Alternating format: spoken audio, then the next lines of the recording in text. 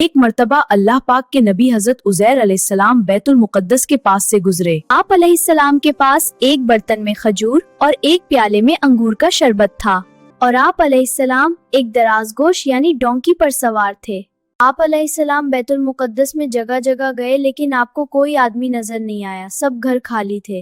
یہ دیکھ کر آپ علیہ السلام نے فرمایا، اللہ پاک انہیں ان کی موت کے بعد کیسے زندہ کرے گا؟ یہ کہنے کے بعد آپ علیہ السلام نے اپنا جانور کسی جگہ باندھا اور سونے کے لیے لیٹ گئے۔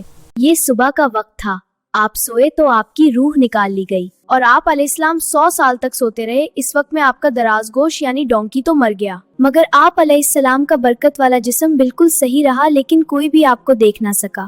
پھر اللہ پاک نے 100 سال بعد آپ علیہ السلام کو شام کے وقت زندہ کیا اور فرمایا، تم کتنے دن سے یہاں رکے ہوئے ہو؟ آپ علیہ السلام نے عرض کی، 1 دن یا اس سے کچھ کم وقت، کیونکہ آپ کا یہ خیال تھا کہ یہ اسی دن کی شام ہے جس کی صبح میں سویا تھا۔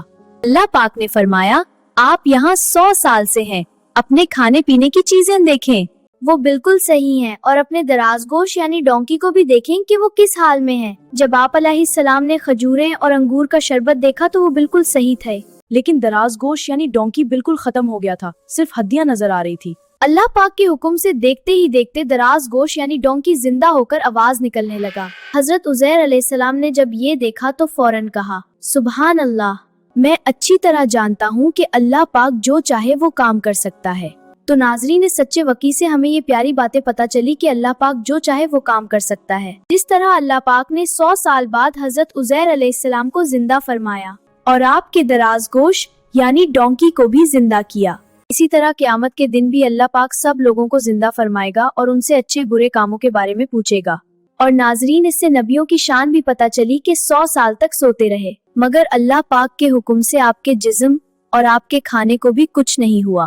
اسی طرح کی اور ویڈیوز کے لیے بیفا کڈز کے ساتھ رہیں۔ اگر آپ کو یہ واقعہ پسند آیا تو لائک، شیئر اور سبسکرائب ضرور کریں۔ پھر ملیں گے ایک نئے پیارے واقعے کے ساتھ۔ اللہ حافظ۔